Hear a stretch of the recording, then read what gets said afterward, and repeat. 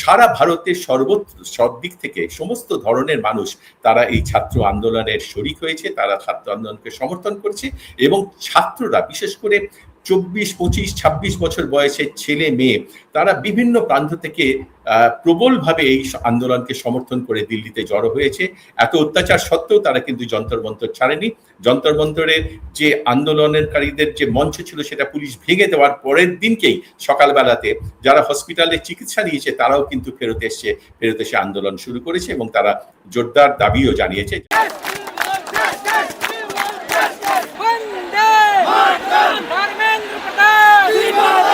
সরকার নিজেদেরকে অসুবিধার মধ্যে পড়েছে, তারা অলরেডি পার্লামেন্টে জানিয়েছে যে তারা নিট নিয়ে আলোচনা করতে প্রস্তুত, যেটা এতদিন তারা যে প্রস্তুতির কথা তারা বলেনি, এখন তারা প্রস্তুত। কিন্তু বিরোধীরা পক্ষ তারা যে দাবি জানিয়েছে যে অন্তত শিক্ষামন্ত্রী ধর্মেন্দ্র প্রধানের ইস্তফা ছাড়া কোনো রকম আন্দোলন হতে পারে না, আগে ইস্তফা দিক তারপরে আন্দোলন। এখন এই অচলাবস্থা কিভাবে কাটবে সেটা জানা নেই, কিন্তু যেটা জানা যাচ্ছে, যেটা দেখা যাচ্ছে যে ছাত্রদের আন্দোলনে, এই শিক্ষার্থীদের আন্দোলনে দেশের বিভিন্ন মানুষ, বিভিন্ন সেলিব্রিটি, বিভিন্ন ধরনের বিভিন্ন পেশাজীবী তারা সমর্থন জানাচ্ছেন। এবং খুব ইন্টারেস্টিং যে ব্যাপারটা হচ্ছে, দেশের বিভিন্ন জায়গা থেকে আমাদের যে ফুড ডেলিভারি সিস্টেম আছে, সুইগি, জোম্যাটো, ফুড পান্ডা, ব্লিঙ্কিট, তাদের মাধ্যমে প্রচুর মানুষ তারা প্রচুর খাদ্য পানীয় সেগুলো পাঠাচ্ছে এবং এত বিশাল পরিমাণে সেগুলো আসতে শুরু করেছে যন্তর মন্তরে